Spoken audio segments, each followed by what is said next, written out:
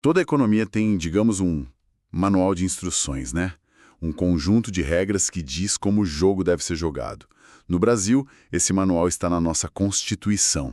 E hoje a gente vai mergulhar fundo nesse manual, especificamente no capítulo que desenha a nossa ordem econômica e financeira. Nós recebemos um material de estudo bem denso sobre direito constitucional, focado exatamente nos artigos que definem como o Brasil tenta equilibrar a liberdade de mercado com grandes objetivos sociais. A nossa missão aqui é decifrar os princípios que guiam a economia, entender qual é o verdadeiro papel do Estado e desvendar a estrutura do famoso sistema financeiro nacional. Basicamente, queremos entender as regras do jogo que afetam todo mundo: empresas, consumidores e o próprio governo. Ok, vamos desempacotar isso. Para começar, acho que temos que ir direto ao coração da coisa, o artigo 170 da Constituição. Exato, é o ponto de partida de tudo. Ele diz que a ordem econômica se baseia em duas colunas: a valorização do trabalho e a livre iniciativa. Até aí tudo bem, parece um manual de qualquer economia capitalista. Mas o que me chama a atenção é o objetivo final de tudo isso: garantir a todos uma existência digna e buscar a justiça social. E é fundamental entender que essas não são apenas palavras bonitas para colocar um discurso, sabe? São princípios com força de lei. Eles funcionam como tipo as linhas do campo, limitando o que o Estado pode fazer e também o que a iniciativa privada pode fazer. Nenhuma lei ou política pública pode, em tese, ir contra esses fundamentos. É a filosofia por trás de toda a nossa economia. Certo. E dentro desse campo, o artigo lista 9 princípios que precisam ser seguidos. É quase um programa de governo. Temos soberania nacional, propriedade privada, função social da propriedade. Peraí, já aqui eu vejo uma tensão. Ah, sim. A Constituição garante a propriedade privada. E logo em seguida fala em função social da propriedade. Uma coisa não entra em conflito com a outra? Parece que a Constituição dá com uma mão e tira com a outra. Olha, é uma tensão proposital. E essa é a chave do sistema brasileiro. Não é um ou outro, é um sim, mas. Você tem o direito à sua propriedade, mas esse direito vem com uma responsabilidade social. A ideia é que a propriedade não sirva apenas ao dono, mas também, de alguma forma, à coletividade. É um equilíbrio bem delicado. O material que a gente analisou dá um exemplo clássico disso. Que seria o da fazenda improdutiva. Exatamente. Imagine uma grande propriedade rural que é mantida completamente ociosa, sem produzir nada, sem gerar empregos, apenas para especulação. Certo. O dono tem o direito àquela propriedade, claro. Mas se ela não cumpre sua função social, a Constituição permite que o Estado intervenha desapropriando a terra para a reforma agrária, por exemplo. Mas isso com um processo, imagino. Ah, sim, com certeza. Obviamente, isso segue todo um processo legal e envolve indenização. A grande sacada aqui, que muita gente erra, é pensar que a propriedade privada é um direito absoluto e intocável. A nossa Constituição deixa bem claro que não é. Entendi. É um direito condicionado a um propósito maior. A lista de princípios continua com livre concorrência, defesa do consumidor, defesa do meio ambiente, redução das desigualdades, busca do pleno emprego e tratamento favorecido para pequenas empresas. É uma mistura bem complexa. E mostra que o modelo brasileiro não é nem um liberalismo puro, nem um estatismo puro. É um sistema híbrido por natureza, que tenta conciliar interesses que, muitas vezes, parecem opostos. Ok, entendi os princípios. Mas vamos para a briga de verdade. O Estado. Ele pode simplesmente abrir uma empresa e competir com, o Magazine Luiza ou a Vale, porque na prática a gente vê estatais por toda parte. Como a Constituição resolve essa queda de braço? A regra geral, que está no artigo 173, é que o Estado não deveria ser um jogador. O protagonismo é da iniciativa privada. A atuação direta do Estado na economia é para ser uma exceção, não a regra. Ele só pode entrar em campo para explorar uma atividade econômica em duas situações muito específicas. Quais seriam? Quando for indispensável para a segurança nacional ou quando houver um relevante interesse coletivo, e isso precisa ser definido em lei. E as fontes que temos detalham bem as 3 formas como o Estado pode atuar. A primeira e mais comum é a normativa. Ele cria as leis, as regras do jogo. Isso. O Código de Defesa do Consumidor é um bom exemplo. Efeito. A segunda forma é a reguladora. Aqui o Estado não joga, ele é o juiz. Ele fiscaliza e controla setores, geralmente através das agências reguladoras como a Anatel para telefonia ou a ANEEL para energia elétrica. Elas garantem que as regras estão sendo cumpridas. E a terceira forma é a exceção que você mencionou, a exploração direta. É quando o Estado vira empresário e opera companhias como a Petrobras ou os Correios. E é aqui que entra essa condição do relevante interesse coletivo.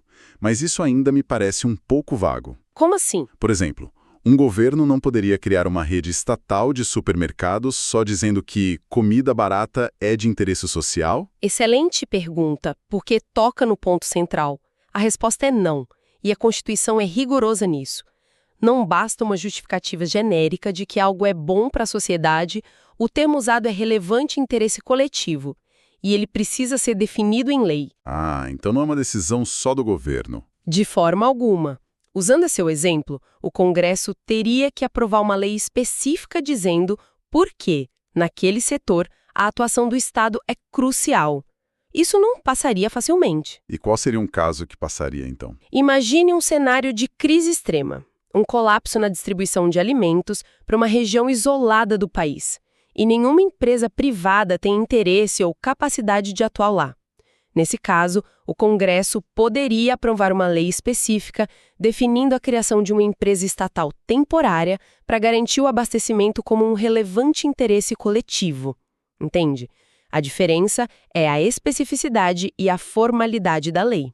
É um freio. Um freio contra intervenções arbitrárias. Faz sentido. E mesmo nesses casos, a Constituição já reserva alguns setores para o Estado, criando monopólios da União, como a exploração de petróleo, gás natural e minérios nucleares. Exato. São áreas consideradas estratégicas demais para deixar só na mão do mercado.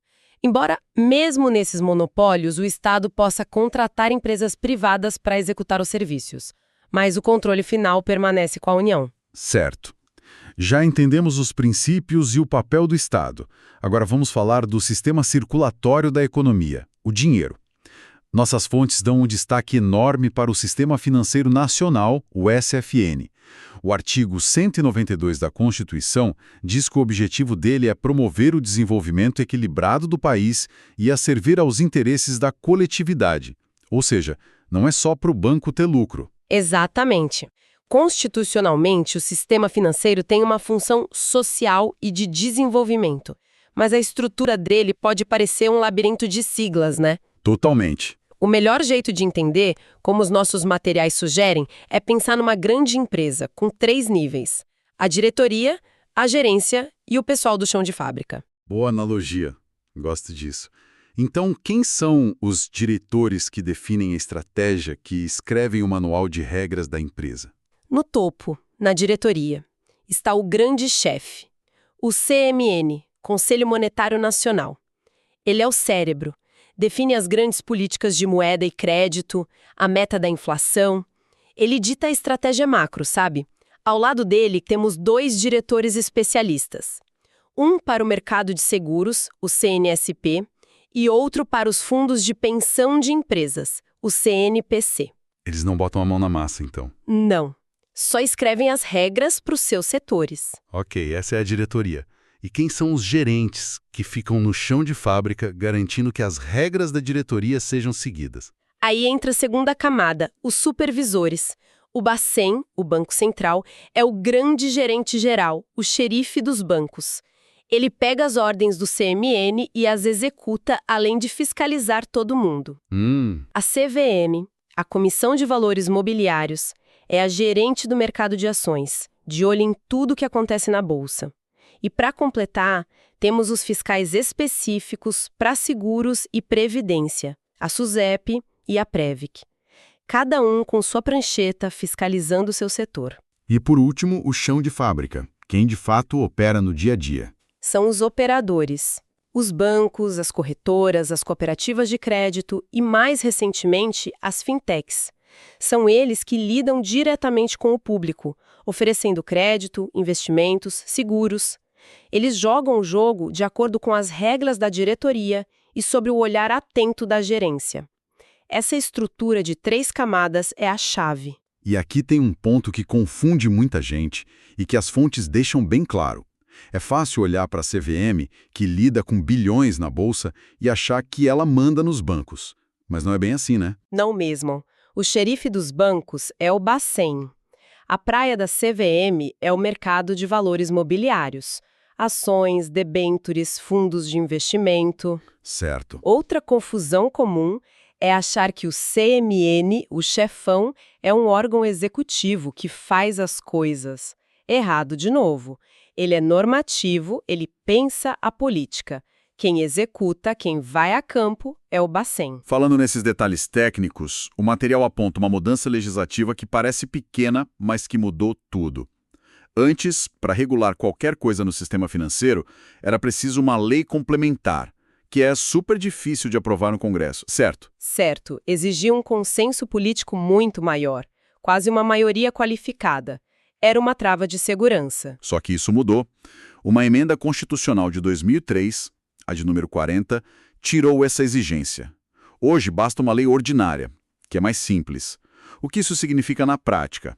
Fica mais fácil para o governo da vez mudar as regras do jogo financeiro. Exatamente. E essa é a grande sacada. É uma faca de 2 gumes. Por um lado, deu uma agilidade imensa ao sistema. Tipo o Pix. Pense no surgimento das fintechs e do Pix. Regular tudo isso com a lentidão de uma lei complementar seria inviável. A mudança permitiu que o Brasil se adaptasse rápido. Por outro lado, como você disse, reduz a barreira política para mudanças, o que pode gerar instabilidade se o poder for usado sem critério. Entendi. O sistema financeiro se tornou, em tese, mais adaptável, mas também mais vulnerável a mudanças políticas de curto prazo. Então, se a gente juntar todas as peças, o que tudo isso significa? A imagem que se forma é a de uma economia que opera sobre um tripé.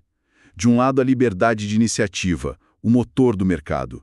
De outro, uma forte camada de proteção e objetivos sociais.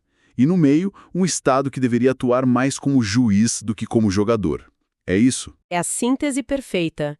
E vale reforçar que mesmo os pilares do mercado, como a livre concorrência, não são absolutos. A Constituição manda reprimir o abuso de poder econômico. Que seria a formação de cartéis, por exemplo. Isso. Formar cartéis para combinar preços ou criar monopólios para esmagar a concorrência são práticas ilegais e combatidas pelo Estado através de órgãos como o CAD. A liberdade de um agente econômico termina onde começa o prejuízo à coletividade. E tem outro ponto interessante nessa relação público-privado. O material destaca que, quando uma empresa estatal compete com empresas privadas, ela não pode ter privilégios, como isenção de impostos, que os outros não têm. A competição tem que ser justa. Sim, isso está no artigo 173. É um mecanismo para evitar que o Estado use seu poder para criar uma concorrência desleal, o que distorceria completamente o mercado. Se o Estado decide jogar, ele tem que jogar com as mesmas regras. Resumindo a nossa conversa, então. A arquitetura da economia brasileira é um grande ato de equilíbrio.